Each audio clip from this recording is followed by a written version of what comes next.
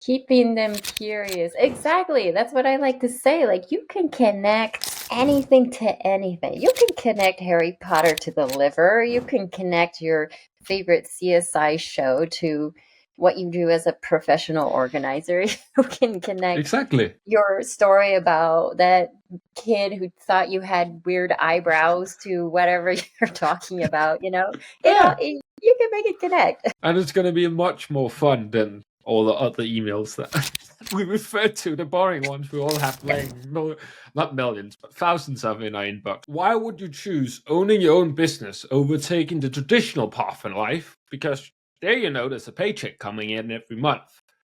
That's such a hard dilemma to actually find answer to, which is why we got Joanne on the business library today. And of course, that makes the first question. Why did you choose to go from being a literacy teacher to being a copywriter?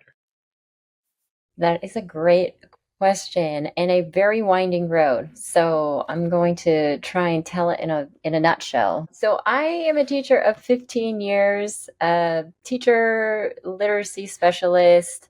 And for the last 5 years of my teaching career, I was also a coach and mentor for other teachers, specifically in literacy.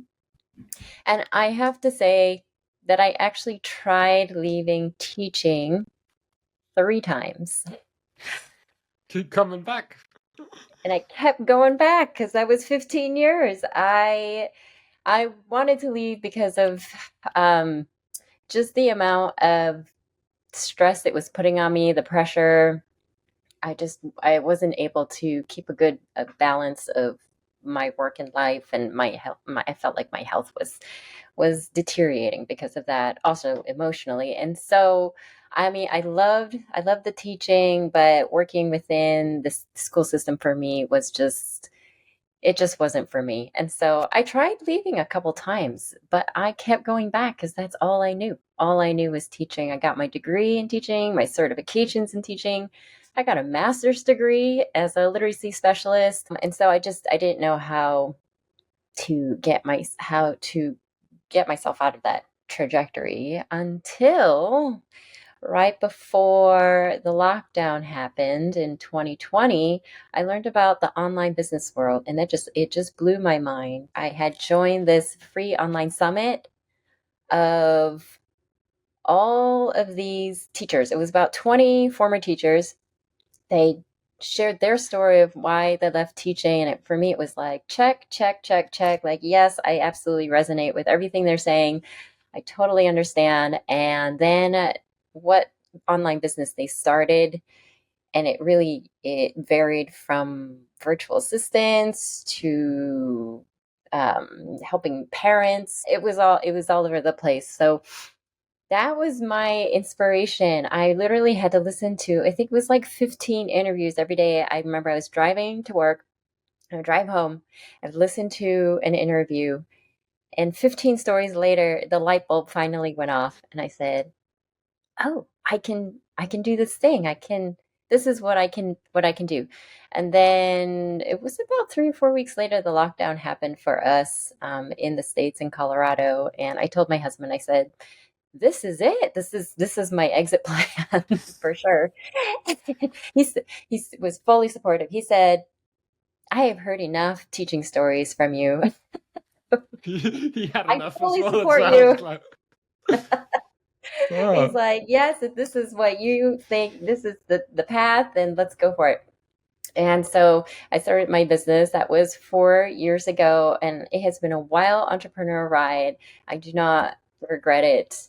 And I'm every year I am in it. It is wild. It is amazing. There's so much to learn, and so many connections that I've made along the way that I look back and I go, no, I'm not going back to that life that I had before.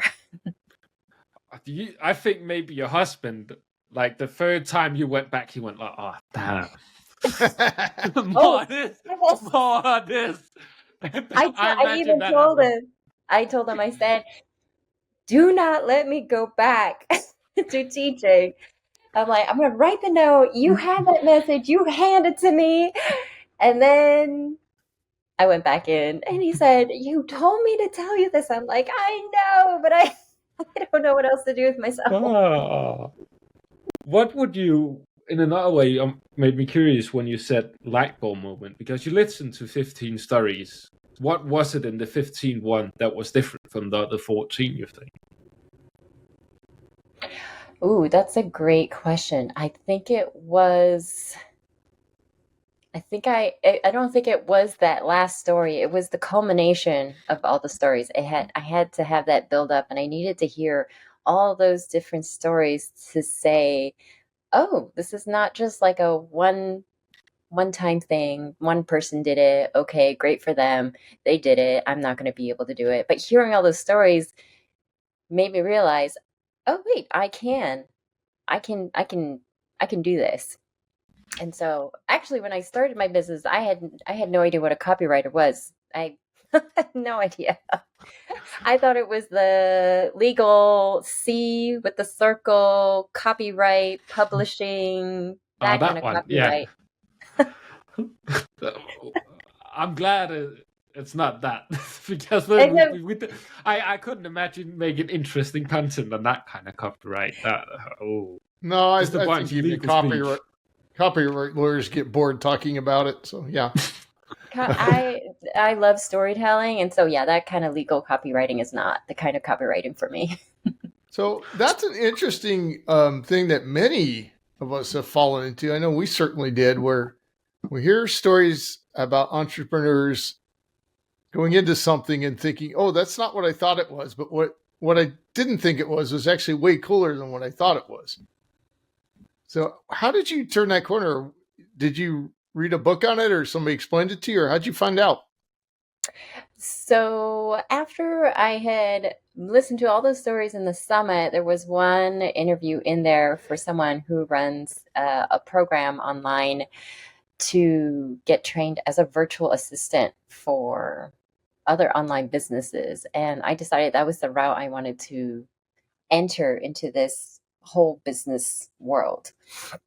And so I wanted to enter that way because as a virtual assistant, I just wanted to do all the things. I wanted to try all the projects. And I also wanted to see how clients were running the back end of their businesses because as a virtual assistant, you get to kind of see the behind the scenes as well. And I wanted to just see what was going on, what are they doing, how are they making their decisions.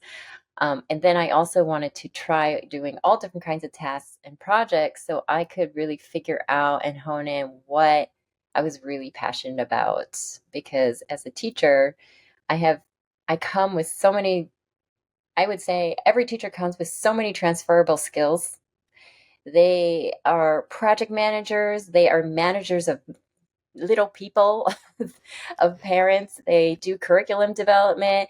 They are creating lessons, storytelling. They are being counselors, parents, like everything. So I was trying to figure out exactly what it was that I really loved doing. And that's where I got hooked into copywriting and specifically copywriting within the email marketing because I started writing emails for some of my clients and they all had the same feedback. They would say, I write to my email list all the time. I never get responses. Like people don't respond. And you write one email for me and like 12 people responded right away. And they said, "Oh, I love the way you put that. That was the best email ever. Oh, I'm going to go do the thing that you told me to go do." And so that's when I realized like, "Oh, there's something here I need to explore further." Because for me it was just very natural, and so I needed to step back and go like, what was it that I was able to do that helped my clients get these results. And so from there I pivoted into copywriting specifically. So yes, then I learned more about copywriting, did some trainings, and then did some general copywriting, just again like to see like, let's see about the website copywriting, social media, email. It was very apparent, like it was transparent from the beginning, like email was going to be the place for me. There's just something about it that just feels more personal, intimate, but also the structure of an email with storytelling and copywriting is just my favorite place to be. Whilst we're on emails, I have to ask you a question because Mike knows this. I generally don't like email. I find it notoriously boring. Uh, Checking my emails is it's not something I want to do. It's something I have to do. That's where we are. But I know it's a powerful marketing tool. So, what do you like about email so much? Great question. What do I love about emails? I think it is the ability to connect with someone more personally. You're writing to a whole big community, but when you get an email, it feels like you're just writing to the one person. It just feels more personal. So that's one thing. But you have to be able to write it in a way that makes it feel personal. If it feels like you're just like writing to the masses, writing to everyone, it doesn't have that personal feel. So you can make it feel like it has like a personal touch, like oh wow, like Mads just emailed me personally and wants to get to know me, build a relationship. I think that emails also for me, I feel like it's like the bridge. I like to say it's like the bridge from you to all the people in your community to help inform them and educate them, but also not just inform and educate, but help them understand this is how you uniquely help your clients, your customers. And that's where the storytelling comes in because these are not like no like throw out the boring emails. We are not doing boring emails. And we're I not got just plenty doing of those in my inbox, the yeah, you boring have plenty ones. of those. Exactly. Like we're not doing that route. And it's also we're not just also just educating because I also have clients that will they kind of stick into the well, I'm educating, I'm teaching, but it doesn't connect to their services or their offers. It doesn't directly connect. And so for people who are reading those emails, they might be opening and they're reading, but they're not taking action because they're not seeing the direct connection from what the educational piece is. And okay, now this is where you can actually work with me. This is how I work. So definitely like the personal aspect for email for me. Playing around, I like playing around with the subject lines to really hook someone in. You can kind of lead them on in a way that's not it's not clickbait. You're almost like telling a little mini story in your subject line. And then within the email, you're writing in a way that gets the person to read the first line and then the second and then the third. And all of a sudden they're like at the end of the email, like they're entranced the whole time. So I know a lot of clients ask like, oh, or they say, I don't want my email to be too long. And I like to say like, it's not really about the length. It's about how compelling it is. If it's compelling, it almost doesn't matter how long it is. Though there is there is a limit. If you are writing a ton, I always say save it for the book you're going to write and publish one day. But don't worry so much about the length because if it's compelling, then it's fine. People are going to read it. Good point. There's only things that are too boring. Too long doesn't exist in this world. People will watch 2 hour movies, 2.5 hour movies. I doubt you're gonna write an email that's No. gonna be that long. Most people are gonna give up before that point, I think. Yeah, yeah. At least I hope so. No, So there is some structure there. That's true. you touched upon a couple of different strategies people could use for email.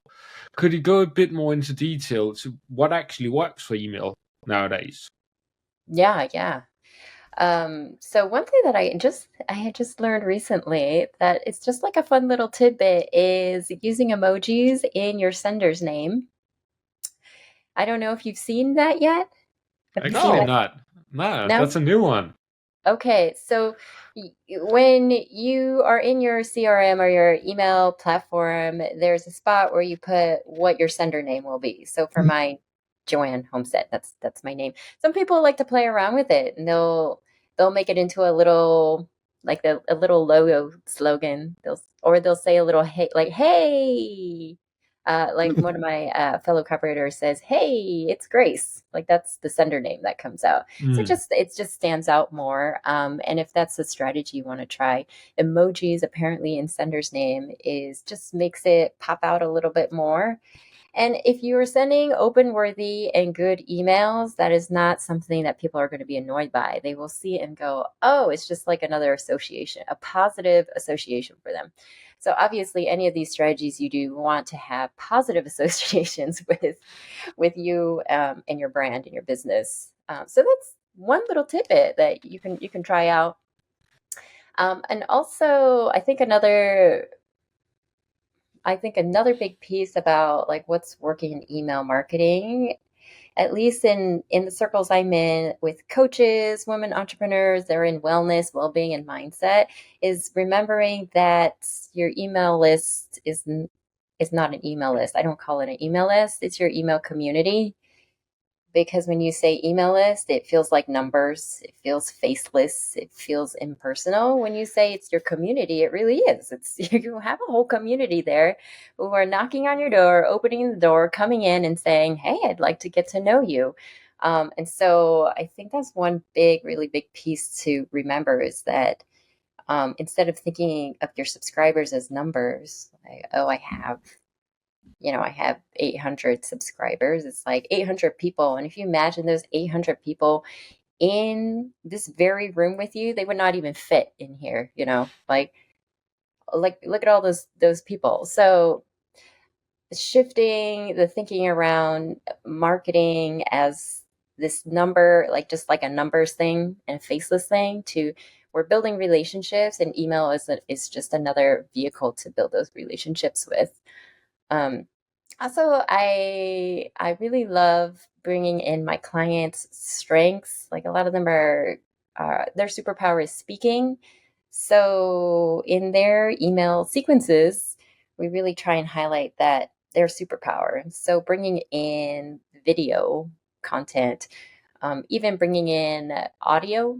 There's so many apps now that you can record your audio voice and then send it in an email. There's one called Vocal app that I just learned about this year that you can record your message through audio and then it will directly send it in email. But there's a lot of other apps like Bonjoro, BombBomb, all those they're basically doing video recording either individually to emails or as a whole group. So those are great ways to get those touch points with your people on that side. So like audio and video.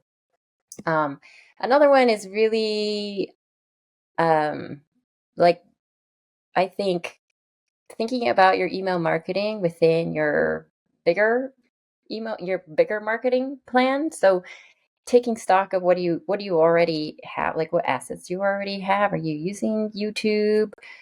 Where are you on social media? Okay, and where are you focusing on nurturing? And you can also direct people to that in your emails as well as another connection point for them. It's really just again about like, okay, how can I build this relationship and how can I bring value to them to really showcase what it is my expertise and how I can help them. And so I think that's another good one to do is thinking about what do you already have, and then okay, how does email marketing fit within that? I like to think of it as like it's a gear. Email marketing is a gear. What other gears do you have going on? How can you fit them together so they're working all together? Yeah. And in the regards of you, of course, being a literacy teacher, how would you say that has helped you with email marketing, of course, besides being able to spell and do grammar and that kind of stuff? Moss has spelling issues. Yeah. I like to say I eat grammar for breakfast. That is what I Sounds like. like a boring breakfast to me. I'm sorry. That's my favorite breakfast. Where you I'm where you glad some the comma, people where like you it place because the I don't. comma is really important. I I love being able to proofread things. It's fun for me. I'm like, ooh, I caught a little typo here. Like, ooh, there's a little grammar thing. Yeah, let's fix that up. Okay, great. This is gonna But really, like those little tweaks make a big difference. Just like when you're writing and you want to sound more conversational in your emails, use contractions.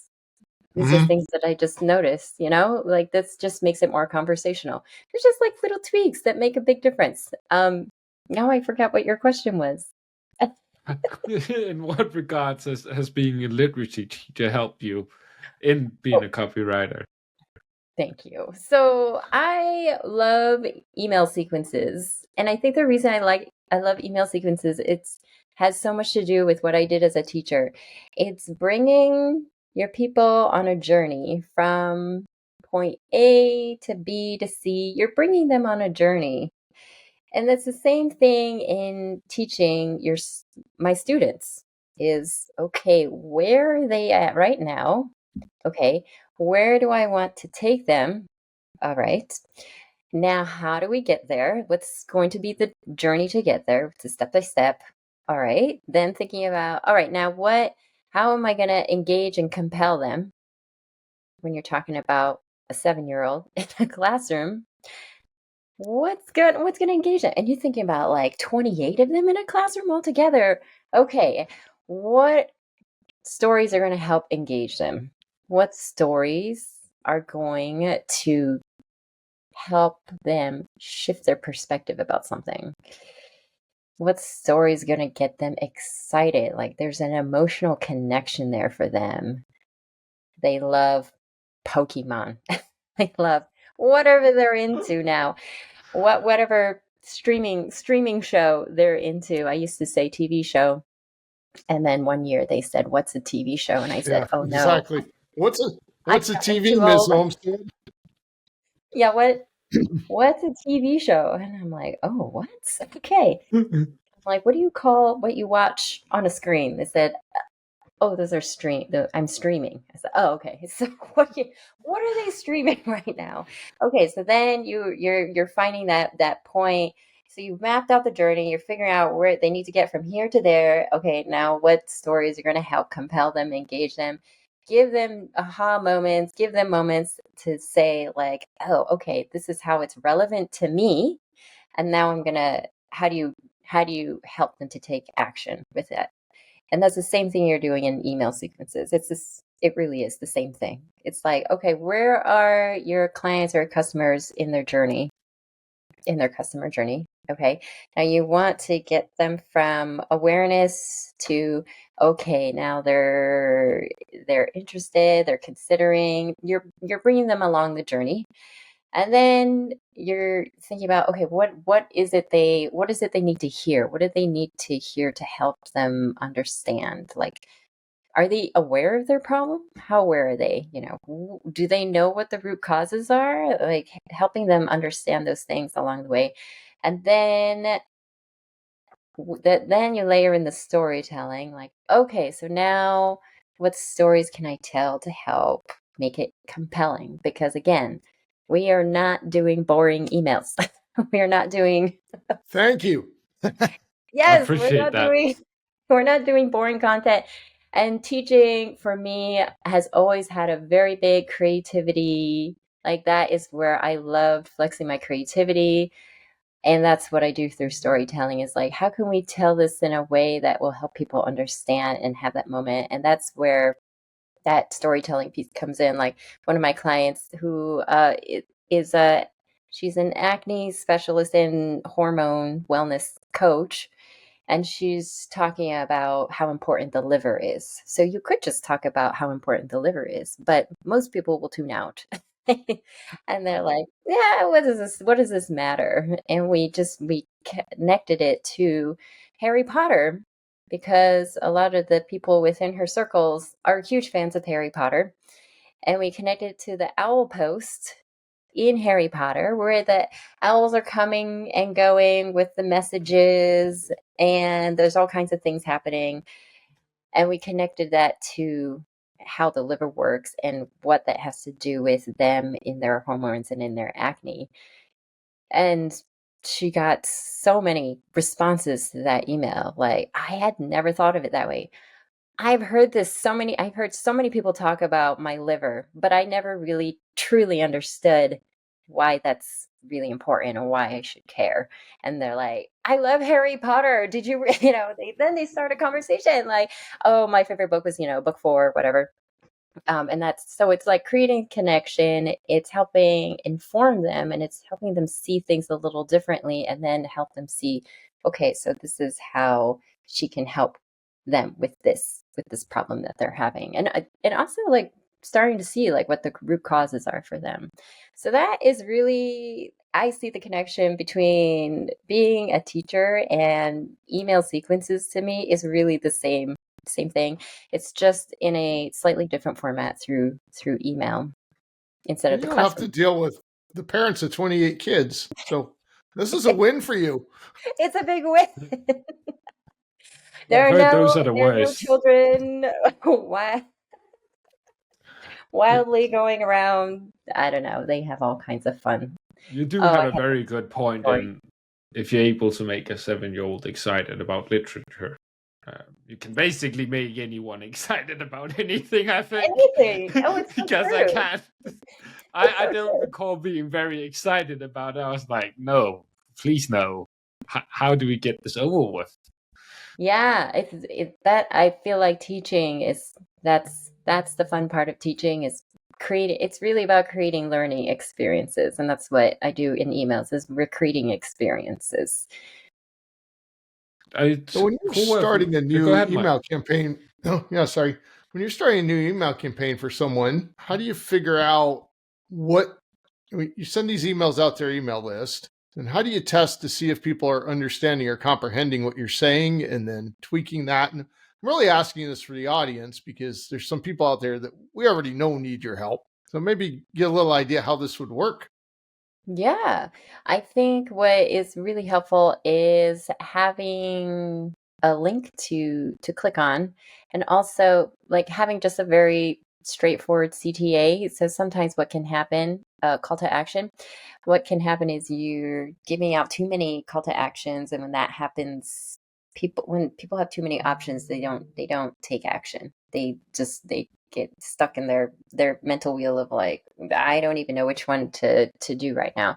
So you just want to make it as easy, like I like to say, take as many barriers away as possible for them to respond back to you or to click the thing. So that would be like making sure you give a reason for them to do the action. Like learn here more in the blog because we're gonna dig more into uh, X, Y, and Z. And so just giving that reason, making it very simple for them to take one simple action and just remove any barriers in the way. So if you want them to respond to an email, make it as simple as possible, instead of saying like, oh, I'd love to hear your thoughts on one of my clients is a parenting coach and she wanted to say like, what's a tip that works for you um, for the holidays with all the transitions and family with your kids. So it's like it's very open ended, and she really does truly want them to respond and connect. And I told her that if you can make it as simple as possible for them to respond, because then they have to think about like, oh, what is a tip that works for me? What do I say? What do I say? Like, I just said like within your email, you put like what works for you and just number it or letter it, and then just say at the end like, which one have you tried above A, B, C, or D? 1, 2, 3, or 4. Um, and that makes it so much easier for them to be able to respond and connect in that way. So I definitely feel like having a CTA, so then they are clicking on something, or they're responding, so then you're getting feedback back. If you don't have any of that, then it's much harder to gauge because the open rates really are not a good reflection of the open rates because certain email service providers make it look like you've opened an email, but you actually haven't. So for the open rate, you kind of have to have your own baseline for that. It's really when they get in there, what are they doing? What are they clicking on? What are they interested in? Then you can see what it is that they're really wanting. And also, I mean, we won't get into this right now, but like having a lead magnet that then aligns with with what information that they're looking for. We've seen lots and lots of people do really great lead magnets that don't connect to what they're actually doing. So yes, lead magnets is a whole nother topic for sure. Yeah. Mm-hmm. So part of what I'm hearing is when you're building an email sequence for people, is the emails, they're simplified in the response part.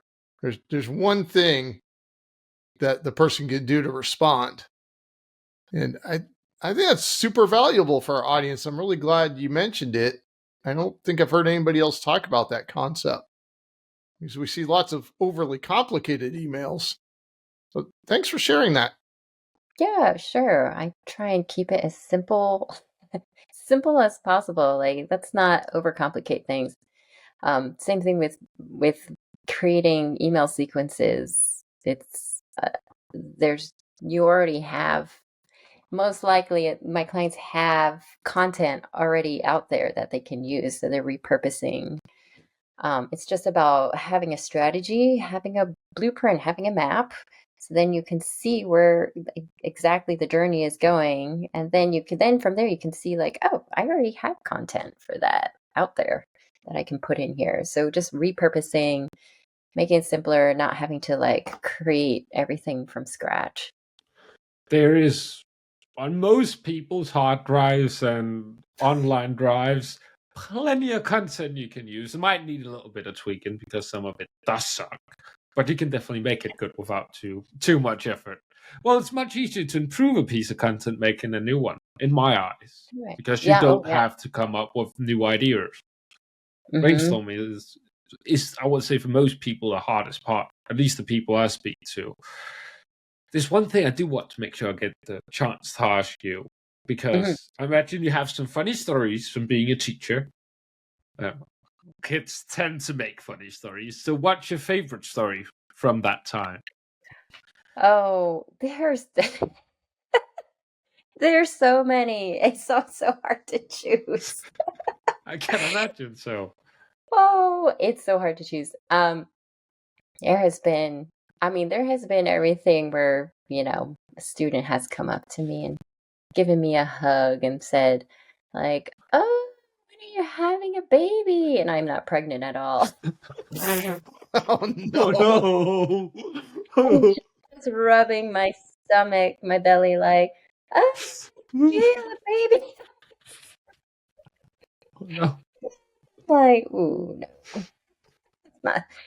Yeah. And then like, oh, because I worked with kids, ages 6 to 10, just getting all in line in the classroom. We're gonna go somewhere, and the kid right in front, like, just like completely sneezes on the ground. It's pretty disgusting. I shouldn't get too graphic here, but Oh, it was the largest snot puddle I have ever seen in my life. I do not know how it was in his nose. They're little. I'm like, you're such little people. How can you have that much snot in you? It was like the size of my face, just on the floor. And I'm going, I think I'm gonna have to clean that up, or everyone's gonna step in it. So I'm just going Oh to. yeah, they'd all step in it for sure.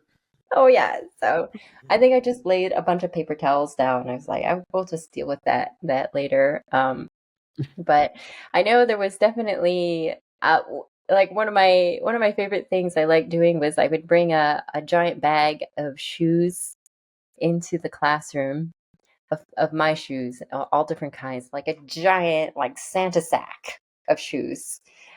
And I would just bring it in and I just like put it on the floor, and all the kids are so curious. They're like, "What's that? What is that?" They all like gather around, and I dump it out, and it's like all different shoes. I have like my heels in there for, you know, weddings, special events, dances, like my running shoes, my like everyday teaching shoes, hiking boots, like my slippers, all those things. And I have them figure out. They can I tell them like, look at my shoes, like what can you tell about me? And they see it and they go, oh, like, oh, you like to dress up. and go dancing? I'm like, yeah, okay. Oh, you like to go running because they see the running shoes. Oh, you like to hike. Yeah. And like they figure all that out. And I feel like that's totally like part of the, it is everything connects back to email storytelling to me.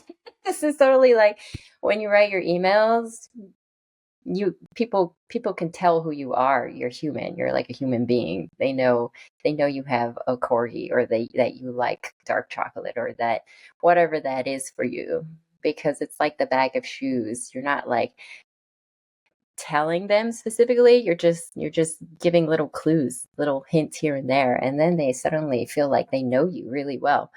Um, but anyways, I would have them try on the shoes and say like, well, like, do they fit you? And they walk around, they're tripping, it's too big for them, and they all have a good laugh. And um it was just, it was all a sneaky lesson about how when they're reading books, they have to find the right fit books for them, because what book that kid is reading might not be a good fit for what this other kid is reading, and all that. And so it's just, those are like all moments that I love, because it's just, I call it sneaky teaching. It's just, you're hooking them in, you're compelling them, and then all of a sudden it's like, bam, oh, you've learned a lesson here.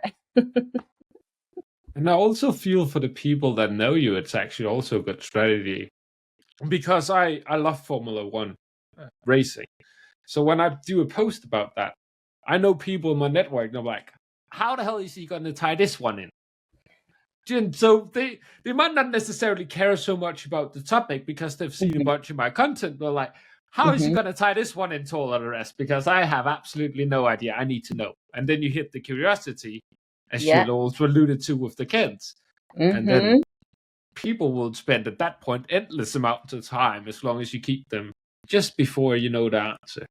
Keeping them curious. Exactly. That's what I like to say. Like, you can connect anything to anything. You can connect Harry Potter to the liver. You can connect your favorite CSI show to what you do as a professional organizer. You can connect Exactly. your story about that kid who thought you had weird eyebrows to whatever you're talking about. Yeah. You can make it connect.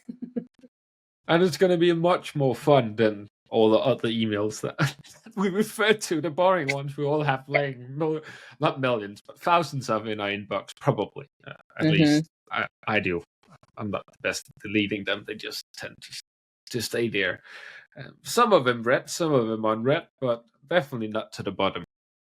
So it doesn't really matter if I open them or not. Right. Yeah. That's one of those examples. Just before we end off here, is there a final thing you want to leave our audience with? Final thoughts. Ooh. Yeah, you know a lot of important things. I Here, don't know what my teacher. final Here, thought is teacher, here. make us smarter. Yes. Okay. So, I'm like, ooh, there's a lot of pressure there. Okay. This is what I want to say is that if you're just leading with being authentic, I think that it makes a difference. People can tell. People can tell when you're authentic. People can tell you're talking about Formula One, and you're being authentic. You're being you, but you're also tying back into your business. So I would say, like, there is a lot of noise out there. There's a lot of content. There's a lot of things online, and you're just gonna take that as background noise. Okay, it's just background noise there. And the things that are gonna pop out to you are gonna pop out to you, and you can take notice of those. But really leaning into what is authentic for you, like what's your authentic voice, and having the courage to really step into that, because that can feel really scary, because all of the thoughts start coming up, like, what if people don't care? What if someone unsubscribes? What if I sound annoying? I don't want to bother people. all of the thoughts come up, and that's okay because we're human and these things come up for us when we are showing up differently. And especially when we're showing up authentically, it's really getting curious about what's what's the thought behind the thought. Like, why am I having that thought about why why do I care so much when someone unsubscribes? What's happening there? Is there some connection to my self-worth in this content I'm putting out there? If you're saying like, I don't want to bother people, is it something around like you're afraid to show up as yourself because you won't be liked? Um, if it's something around like I'm hiding in my educational content, which some of my clients do, they're educating and they're telling stories, but there's still some hiding there. They're not really showing up as themselves. They're using the story just for educational reasons, not to actually connect. Take a look at like what's happening there. Are you feeling like you're not being professional?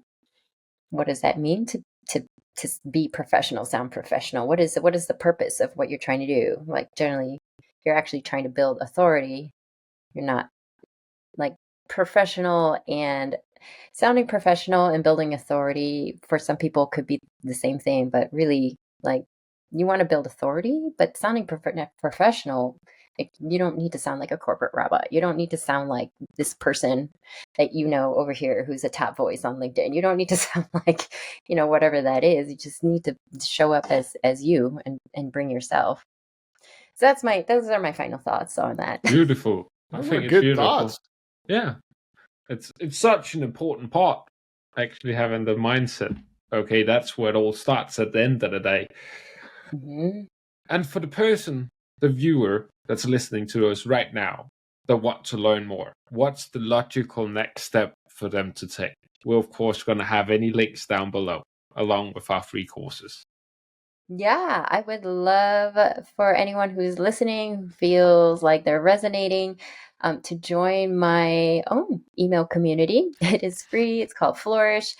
And I do have a free gift. It is an email storytelling guide that's like a reference guide for you when you're writing your emails. And it's called, okay, let me get this right. 3 simple steps to irresistibly entertaining emails that sell. And it comes with 25 story prompts to get you started, especially if you're a coach in wellness, well-being, and mindset.